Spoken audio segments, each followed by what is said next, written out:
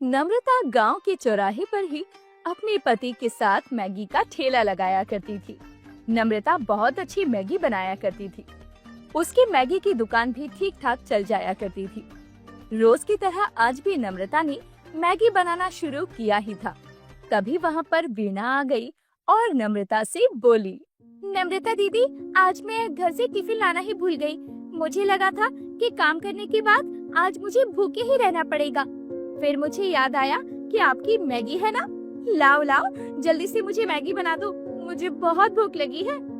हाँ हाँ वीणा, 5 मिनट इंतजार करो, मैं तुम्हारी मैगी अभी बना देती हूँ। ठीक है दीदी, मैं इंतजार कर लेती हूँ। अच्छा हुआ जो मुझे याद आ गया कि आप मैगी बनाती हो, वरना मुझे भूखा ही रहना पड़ता। इसी बहाने मुझे आपके हाथों की मैगी खाने का मौका भी मिल गया। नम्रता ने मैगी बनाकर अब वीणा को दे दी। वीणा ने बड़ी खुशी से मैगी खाई और कहने लगी, अरे नम्रता दीदी, आपकी मैगी तो हम भूखों का बहुत बड़ा सहारा है। कई बार घर से जब हम काम के लिए निकलने लगते हैं तो जल्दबाजी में टिफिन नहीं ला पाते और कई बार तो जल्दी में खाना बना ही नहीं पाते। इस स्थिति में आपकी मैगी तो हमारी बहुत मदद करती है। अच्छा, अब मैं काम पर चलती हूँ। राम राम दीदी, अपना ध्यान रखना। हाँ हाँ वीणा, और तुम भी अपना ख्याल रखना, और ऐसे ही कभी कभी अपनी दीदी की मैगी खाने के लिए मेरे पास आते रहना। ऐसे ही समय बीत रहा था। एक दिन की बात है। नम्रता के पति कैलाश अपनी दुकान पर मैगी बना रहे थे और नम्रता उनकी मदद कर रही थी।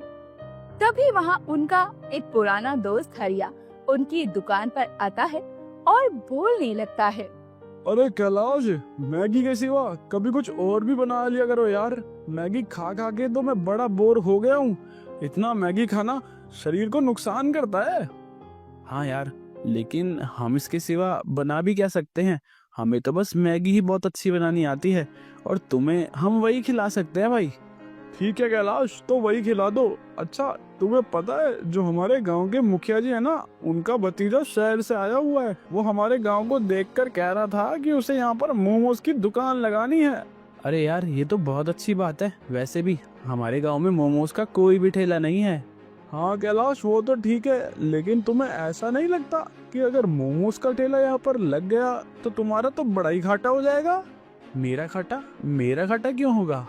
अरे भैया, जैसे मैं मैगी खाकर बोर हो गया हूँ, वैसे गांव के बाकी लोग भी तो मैगी खाकर बोर हो गए होंगे। और अगर उन्हें मोमोज खाने को मिलेंगे तो वह तो पहले मोमोज पर ही ध्यान देंगे ना। फिर तुम्हारी मैगी कौन खाएगा?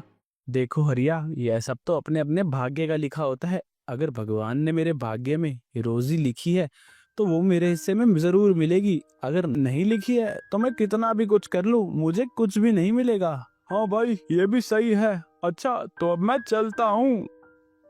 ऐसा कहकर अब हरिया भी वहाँ से चल निकलता है। अभी 4-5 दिन ही बीते थे कि तभी मुखिया का बेटा विशाल हरिया की दुकान के सामने ही एक मोमोज का ठेला लगा लेता है और जोर जोर से आवाज लगाकर ग्राहकों को अपनी तरफ आकर्षित करने की कोशिश करने लगता है। आओ आओ गांव वालों, अलग अलग तरह के मोमोज खाओ। फ्राई मोमोज, स्टीम मोमोज, चटपटे मोमोज। अरे आओ, कुछ नया खाओ। विशाल की आवाज को सुनकर सीता अपनी सहेलियों के साथ जाते हुए रुक जाती है और उनसे कहती है, सुन रही हो, मुखिया जी के बेटे ने यहाँ पर मोमोज का ठेला लगा लिया है। चलो चलो, हम उसके मोमोज खाकर देखते हैं। कितने दिन हो गए हैं हमने कोई मोमोज नहीं खाए हैं।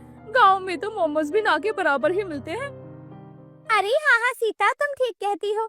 हमने इस गांव में मैगी तो बहुत बार खा ली है, लेकिन मोमोज तो हमारे गांव में आज तक नहीं आए।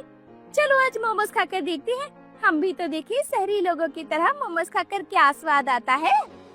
फिर वो लोग विशाल की दुकान पर जाते हैं और कहते हैं, अरे भैया, जरा हमें भी अपने चटपटे और कुरकुरे मोमोज तो देना, वो लाल और सफेद रंग की चटनी के साथ में। हाँ हाँ भाई, अभी लगाता हूँ। विशाल उन दोनों के लिए मोमोज बनाता है और दोनों मोमोज खाते हैं तो उन्हें वो बहुत पसंद आते हैं।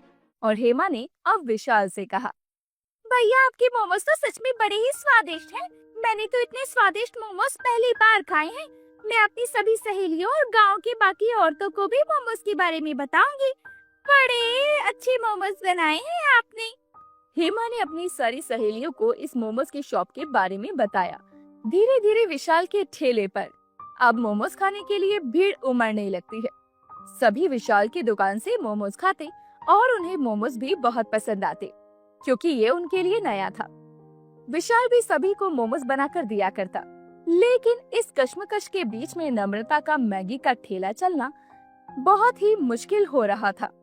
नम्रता विशाल के दुकान पर भीड़ देखते हुए अब अपने पति से चिंताग्रस्त होकर कहने लगी, अजी सुनते हैं, ऐसा ही चलता रहा तो हमें अपना ठेला बंद करना पड़ेगा।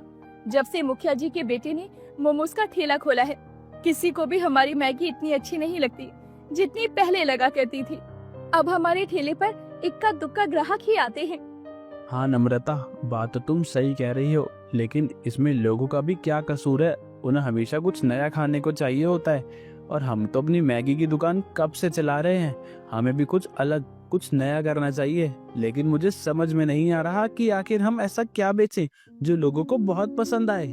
अजी, हम नया और अलग भी तो करके देख सकते हैं ना। हमें तो मैगी के अलावा कुछ और बनाना भी नहीं आता। ऐसे ही समय बीत रहा था। एक दिन की बात है, एक छोटी सी बच्ची उनकी दुकान पर आती है और कहने लगती है, अंकल अंकल, मुझे एक मैगी बना दीजिए। हाँ बेटा, मैं अभी बना देता हूँ। कैलाश ने जल्दी से मैगी बनाई और उस बच्ची को दे दी। उस बच्ची के हाथ में एक कुरकुरे का पैकेट था। बच्ची ने उस कुरकुरे को फाड़ा और मैगी के ऊपर डाल दी। फिर उसे बड़े स्वाद लेकर खाने लगी और साथ ही बोली, वाह अंकल, आपकी मैगी खाकर तो मजा आ गया। ये देखकर नम्रता उससे बोली, वो तो ठीक है बेटा, लेकिन तुम मैगी पर कुरकुरे डालकर क्यों खा रही हो? वो इसीलिए आंटी, क्योंकि कुरकुरी चीजें मुझे पसंद है। जब मैं मैगी में कुरकुरे डालकर खाती हूँ तो मुझे क्रंच में बहुत मजा आता है और इससे मैगी का स्वाद भी बढ़ जाता है। अगर आपको मेरी बात पर यकीन नहीं तो आप भी मैगी के ऊपर कुरकुरे डालकर खाकर देखो, आपको भी बहुत पसंद आएगी। ऐसा कहकर वो छोटी बच्ची वहाँ से चली जाती है। उसके बाद नम्रता कैलाश से बोली, अजी, क्या ये बच्ची सच कह रही थी? तो आप ऐसा कीजिए ना, 2 पैकेट ले आइए कुरकुरे के। मैं हम दोनों के लिए मैगी बनाती हूँ। आज तो मैगी पर कुरकुरे डालकर खाकर देखते हैं। कैलाश कुरकुरे लेने चला जाता है। तब तक नम्रता 2 पैकेट मैगी बना लेती है। कैलाश वापस आता है और नम्रता ने कुरकुरे के पैकेट फाड़े और उस मैगी के ऊपर लगा दिए। साथ ही उसके ऊपर थोड़ी क्रीम भी डाल दी और प्याज, हरी मिर्च वगैरह ये सब भी डालकर उसे सजा दिया।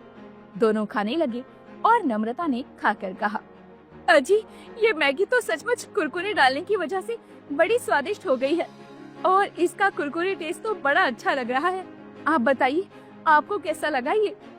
हाँ नम्रता, वो बच्ची सही कह रही थी, इसका टेस्ट तो सचमुच में बहुत बढ़ गया है। अजी, क्या आप भी वही सोच रहे हैं जो मैं सोच रही हूँ? नहीं नम्रता, बताओ तुम क्या सोच रही हो? यही कि क्यों ना हम अपनी मैगी को बेचने की बजाय कुरकुरे मैगी बेचें। शायद ये लोगों को बहुत ज्यादा पसंद आए। अरे हाँ नम्रता, तुम बिल्कुल ठीक कह रही हो। मैंने तो ये सोचा ही नहीं। चलो आज ही मैं कुछ कुरकुरे के पैकेट लेकर आता हूँ और आज से ही हम कुरकुरे की मैगी बनाकर बेचेंगे। कैलाश दुकान पर जाकर कुछ कुरकुरे के पैकेट लेकर आता है और ग्राहकों को आकर्षित करने के लिए आवाजें लगाना शुरू कर देता है। कुरकुरे मैगी ले लो, कुरकुरे मैगी, कुरकुरे मैगी ले लो, कुरकुरे मैगी। कुछ लोग उसकी आवाज सुनकर उसके पास आते हैं और एक ग्राहक आकर उससे कहता है, अरे भाई, हमने तो ये मैगी सुनी थी, लेकिन ये कुरकुरे मैगी नहीं सुनी। जरा हमें भी तो खिलाओ, हम भी तो देखें कुरकुरे मैगी है क्या। अब नम्रता ने जल्दी से कुरकुरे मैगी बनाकर उसे दे दी। उसने खाई तो उसे कुरकुरे मैगी बहुत पसंद आई और उसने उसे खाकर उसकी बहुत तारीफ की। फिर अपने दोस्तों को जाकर इसके बारे में बताया। धीरे धीरे कुरकुरे मैगी खाने के लिए नम्रता के ठेले पर अब लोग जमा होने लगे। इस बात से नम्रता और कैलाश भी बहुत खुश थे। अब उनका ठेला बहुत अच्छा चलने लगा था। कुछ लोग मोमोज खाने विशाल की दुकान पर आते तो कुछ लोग कुरकुरे मैगी खाने नम्रता की दुकान पर आते। इसी तरह नम्रता को अब विशाल से कोई शिकायत नहीं थी और उन लोगों की दुकान भी अच्छी खासी चलने लगी थी। शारदा एक छोटे से गांव में अपनी बेटी के साथ रहती है, जहां शारदा की बेटी पढ़ाई करती है और वहीं शारदा एक ढाबे में काम करके अपना घर चलाती है। सुबह सुबह शारदा अपनी बेटी को उठाती है। अरे नीतू, उठो, स्कूल नहीं जाना है क्या? माँ, मेरी तबीयत बिल्कुल भी ठीक नहीं है। क्या हुआ नीतू? कल तो तुम बिल्कुल ठीक थी। अब अचानक से क्या हो गया? माँ, कल भी मेरी तबीयत ठीक नहीं थी। वो तो आप काम से थक कर आई हो, इसीलिए मैंने आपको परेशान नहीं किया। बेटा, ऐसा नहीं कहते। अरे, तुम्हारी तबीयत खराब है और तुम मुझे बताओगी भी नहीं तो मुझे कितना बुरा लगेगा। अच्छा बताओ, तुम्हें हुआ क्या है? बुखार तो नहीं लग रहा ना? माँ, पता नहीं क्या हो रहा है। मैं खड़ी हो रही हूँ तो मेरी आंखों के आगे काला अंधेरा हो रहा है और बार बार चक्कर भी आ रहे हैं। चक्कर आ रहे हैं? तुम खाना तो ठीक से खा रही हो ना? हाँ माँ, खाना खाया है, लेकिन फिर भी चक्कर आ रहे हैं। सर बहुत भारी हो रहा है। कोई बात नहीं बेटा, ऐसे परेशान नहीं होते। चल, यहीं पास में एक डॉक्टर है, वहाँ से दवाई दिलवा देती हूँ। थोड़ी देर में ठीक हो जाएगा सर दर्द भी और चक्कर आने भी बंद हो जाएंगे। और आज स्कूल जाने की भी कोई जरूरत नहीं है। आज घर पर ही आराम कर तू। शारदा अपनी बेटी को दवाई दिलवाकर घर लेकर आती है। बेटा, दवाई खा ली है, अब थोड़ी देर आराम कर ले। मैं भी काम पर जा रही हूँ। आज शाम को जल्दी घर आ जाऊंगी और कुछ फल भी ले आऊंगी। अगर तबीयत ज्यादा खराब लगे तो पड़ोस वाली मीना काकी के फोन से ढाबे पर फोन कर देना, मैं तुरंत आ जाऊंगी। माँ, आप मेरी चिंता मत करो, अब मैं पहले से तो ठीक हूँ ही ना, और अब दवाई भी खाई है। आप काम पर जाओ, मैं अपना अच्छे से ध्यान रखूंगी, आप मेरी चिंता मत करो। शारदा ढाबे पर जाती है, जहाँ शारदा से उसका मालिक हसमुख कहता है, ये क्या है शारदा, तुम इतनी देर से क्यों आई? पूरा 1 घंटा लेट आई हो। अरे, ढाबे पर ग्राहक इंतजार करते हैं, तुम खुद को समझते क्या हो? अरे, अगर तुम्हें लेट ही आना होता है तो बता दो मुझे, मैं किसी और को काम पर रख लूंगा। तुम्हारी कोई जरूरत नहीं है। नहीं नहीं, ऐसा मत कहिए मालिक, मैं जानबूझकर देरी से नहीं आई हूँ। दरअसल मेरी बेटी की तबीयत खराब थी तो मैं उसे दवाई दिलवाने चली गई थी, इसीलिए मुझे यहाँ आने में देरी हो गई। और मालिक, आज भी मुझे जल्दी जाना है। वो बेचारी बच्ची घर पर अकेली है, उसकी तबीयत भी बहुत खराब है। अरे, अगर तुम अपना घर ही संभालती रहोगी तो मेरा ढाबा कौन देखेगा? मैं देखूंगी ना। अरे, मैं चिकन चंगेजी और बाकी सारा खाना बना कर जाऊंगी। ढाबे की सफाई भी कर दूंगी। समय से पहले जाना है, इसीलिए सारा काम खत्म करके ही जाऊंगी। चलो, जब तुम अपना काम करके ही जाओगी तो मैं कुछ नहीं कह रहा, लेकिन ये रोज रोज नहीं होना चाहिए। मुझे अपने ढाबे पर ऐसे लोग चाहिए जिन्हें मेरे ढाबे की कद्र हो। अच्छा, अब मैं जल्दी से जाकर खाना बना देती हूँ। शारदा काफी मेहनती थी, कभी भी मेहनत करने से खुद को पीछे नहीं खींचती थी। ऐसे ही कई दिन निकल जाते हैं। कुछ दिनों के बाद शारदा घर जाती है तो जमीन पर उसकी बेटी नीतू बेहोश पड़ी होती है। नीतू, नीतू, मेरी बच्ची, क्या हुआ तुझे? हे भगवान, नीतू को क्या हुआ? शारदा जल्दी से नीतू को डॉक्टर के पास लेकर जाती है। डॉक्टर नीतू का टेस्ट करते हैं और कहते हैं, देखिए, आपकी बेटी को काफी बड़ी बीमारी हो गई है।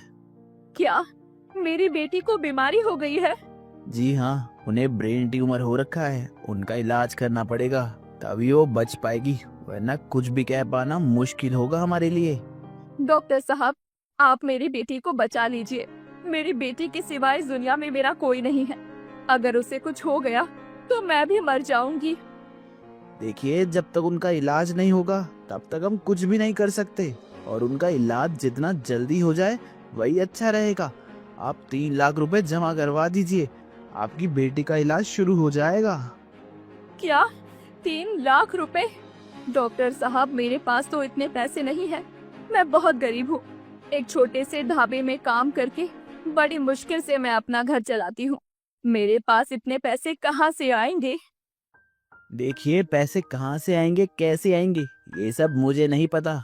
मैं इस हॉस्पिटल में काम करता हूँ, और जब तक आप पैसा जमा नहीं करोगी आपकी बेटी का इलाज नहीं हो पाएगा। अब आप सोच लीजिए क्या करना है। शारदा काफी परेशान हो जाती है और अगले ही दिन वो अपने मालिक के पास जाती है। मालिक, मेरी मदद कर दीजिए, मैं बहुत मुसीबत में हूँ। मुसीबत में हो? अरे, क्या हुआ शारदा? मालिक, दरअसल मेरी बेटी को काफी बड़ी बीमारी हो गई है और उसका इलाज करवाना बहुत जरूरी है। अगर उसका जल्दी ही इलाज नहीं हुआ तो वो बच नहीं पाएगी। कोई बात नहीं शारदा, तुम जी छोटा मत करो। तुम्हारी बेटी को कुछ नहीं होगा, वो ठीक ही हो जाएगी। मालिक, उसे ठीक होने के लिए 3 लाख रुपए की सख्त जरूरत है।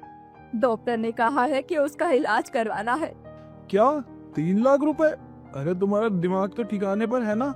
मैं ढाबा चलाता हूँ, कोई बड़ी कंपनी नहीं है मेरी जो तुम्हें इतने पैसे दे दूं। मुझसे 1 रुपए की भी उम्मीद मत करना। मालिक, मैं यहाँ आपके पास बहुत ही आस लेकर आई हूँ। आप मना मत कीजिए और मुझे 3 लाख रुपए दे दीजिए।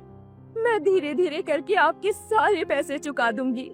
मैं बहुत मुसीबत में हूँ। तुम्हें जहाँ सही लगे वहाँ जा सकती हो, लेकिन मुझसे कोई भी उम्मीद मत करो। मैं तुम्हारी कोई मदद नहीं कर सकता। और हाँ, कल से तुम्हें काम पर आने की कोई जरूरत नहीं है। लेकिन मालिक, मैं आपके पास काम करती हूँ। अगर आप ही मुसीबत में मेरी मदद नहीं करेंगे तो मैं कहाँ जाऊंगी? शारदा काफी परेशान हो जाती है। अब मैं क्या करूँ? एक मालिक का ही तो सहारा था, उन्होंने ही हाथ खड़े कर दिए। अब मैं क्या करूँ? मेरे पास बस 2 ही महीने का समय है और कहीं से भी मुझे पैसे नहीं मिलने वाले। अब मुझे ही अपनी बेटी के इलाज के लिए कुछ करना पड़ेगा। शारदा अभी भी कई जगह पता करती है, लेकिन उसे कहीं से कोई उम्मीद नहीं मिलती। मैंने अब तक अपनी जिंदगी में लोगों को बस खाना खिलाया है और हर किसी को मेरे हाथ का चिकन चंगेजी बहुत पसंद भी आता है। तो आज भी मैं अपनी मुसीबत में अपनी बेटी के लिए चिकन चंगेजी ही बेचूंगी। शारदा अब अपना चिकन चंगेजी का ठेला लगाती है और कम पैसों में चिकन चंगेजी बेचने लग जाती है। 50 रुपए में गर्मा गर्म चिकन चंगेजी ले लो, ऐसा स्वाद आपको कहीं नहीं मिलेगा।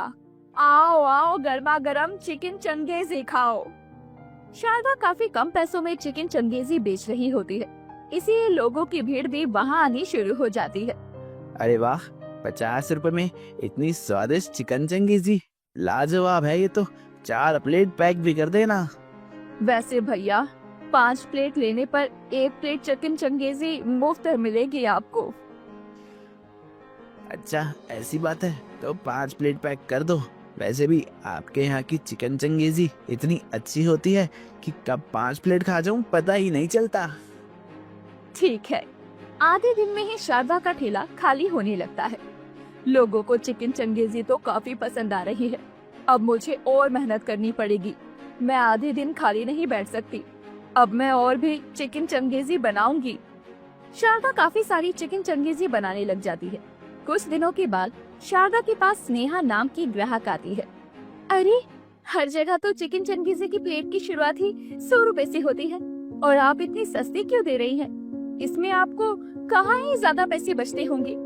आपके यहाँ तो भीड़ लगी रहती है। लोगों को आपकी बनाई चिकन चंगेजी इतनी अच्छी भी लग रही है। आप ज्यादा पैसों में भी बेचोगी तो भी लोग यहाँ ही आएंगे। दरअसल मजबूरी होती है ना, वो सब कुछ करने पर मजबूर कर देती है। अगर मैं ज्यादा दाम में चिकन चंगेजी बेचने लग गई तो ग्राहक नहीं आए तो मेरा और भी कितना नुकसान हो जाएगा। और मेरी बेटी के इलाज के लिए मैं मेहनत ज्यादा कर सकती हूँ, लेकिन नुकसान नहीं सह सकती। देखना, आपकी मेहनत जरूर रंग लाएगी। कई दिन निकल जाते हैं। अब हसमुख के ढाबे पर मक्खी तक नहीं आ रही थी। हसमुख भी काफी परेशान रहने लगता है। पहले यहाँ शारदा खाना बनाती थी, ग्राहक को उसके हाथ की बनाई चिकन चंगेजी इतनी अच्छी लगती थी कि हर ग्राहक हफ्ते में 4 बार तो आ ही जाता था। लेकिन अब तो यहाँ कोई देखने को भी नहीं आता। ऐसे तो मैं कुछ ही दिन में सड़क पर आ जाऊंगा। हसमुख काफी परेशान था।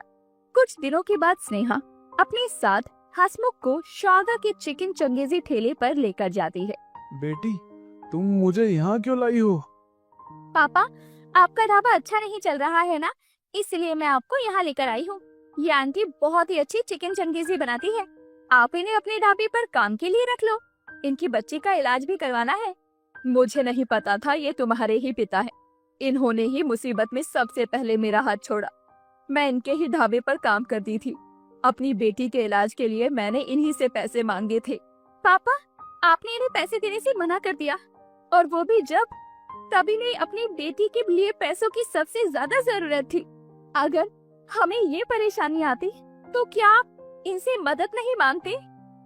बेटी, तुम सही कह रही हो, मैं लालच में आ गया था। मुझे माफ कर दो शारदा बहन।